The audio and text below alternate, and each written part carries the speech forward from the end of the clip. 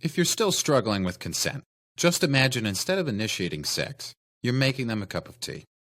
You say, "Hey, would you like a cup of tea?" And they go, "Oh my God, I would love a cup of tea, thank you."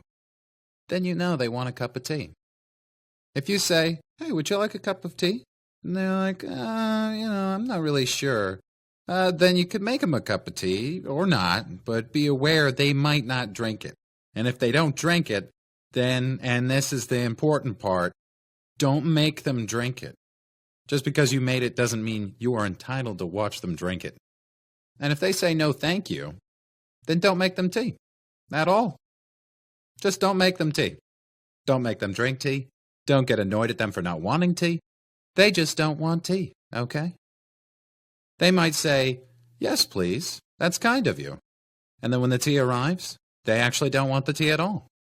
Sure, that's kind of annoying as you've gone to all the effort of making the tea, but they remain under no obligation to drink the tea. They did want tea, now they don't. Some people change their mind in the time that it takes to boil the kettle, brew the tea, and add the milk. And it's okay for people to change their mind. And you are still not entitled to watch them drink it. And if they're unconscious, don't make them tea. Unconscious people don't want tea. And they can't answer the question, "Do you want tea?" because they're unconscious. Okay, maybe they were conscious when you asked them if they wanted tea.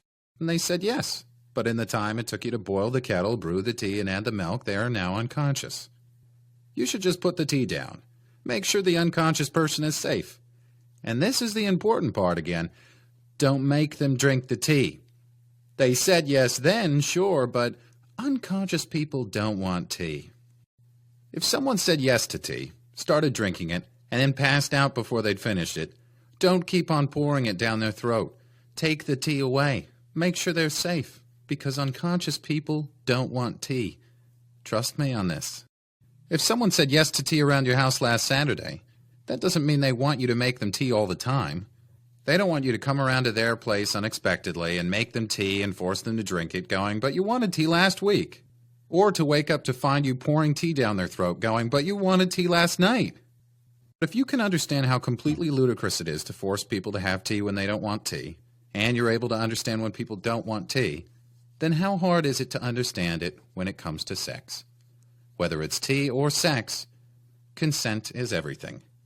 And on that note, I'm going to go make myself a cup of tea.